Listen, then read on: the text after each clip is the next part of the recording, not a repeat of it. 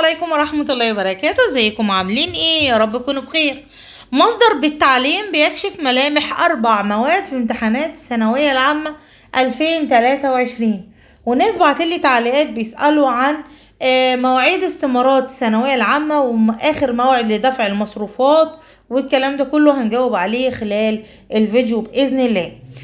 تعالوا نشوف تفاصيل الخبر مع بعض. امتحانات الثانويه العامه احنا خلاص عرفنا ان احنا استقرينا، الوزير قرر نزل قرار النهائي لامتحانات الثانويه العامه، هتكون مقالي وهتكون اختيار من متعدد، وهيكون الاختيار من متعدد بابل شيت، والامتحان هيكون التعليم كله الكتروني.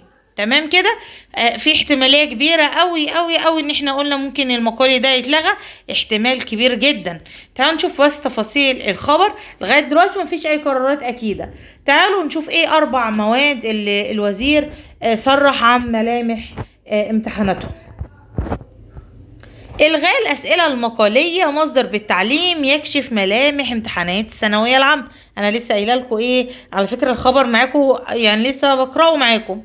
كشف مصدر مسؤول بوزارة التربية والتعليم عن إلغاء الأسئلة المقالية بامتحانات الثانوية العامة، اللي هي المواد الغير مضافة للمجموع في امتحانات الثانوية العامة 2022-2023. زي إيه؟ زي الدين والتربية الوطنية والاقتصاد والإحصاء. وأضاف المصدر في تصريحات خاصة للمصري اليوم، وده مصدرنا النهاردة، إن أسئلة المواد التي لا تضاف للمجموع في امتحانات الثانوية العامة جميعها ستكون بنظام الاختيار من متعدد، ولا يوجد أي سؤال من الأسئلة المقالية في المواد التي لا تتم إضافتها للمجموع.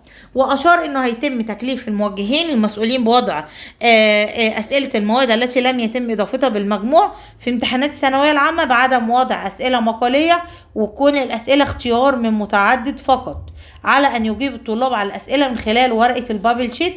ده أفضل لكم طبعا جدا طبعا، واحنا مش عايزين المجموع ونلم درجات، احنا المهم النص وخلاص نعدي. هي خارج المجموع أسئلة مواد نجاح ورسوب ولكن لا تضاف للمجموع، فمهم ننجح فيها وخلاص.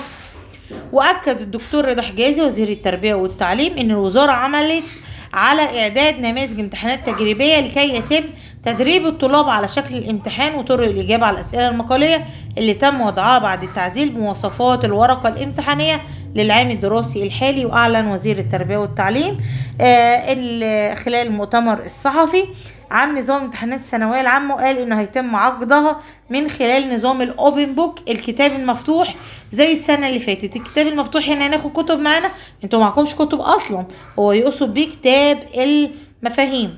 وبالنسبه نظام التعريب، اوضح الوزير ان نظام التعريب مستمر في امتحانات الثانويه العامه للعام الدراسي الجاري، وان الامتحانات هيكون عباره عن بابل شيت ورقة إجابة أخرى حتى يجيب الطالب على الأسئلة المقالية فيها.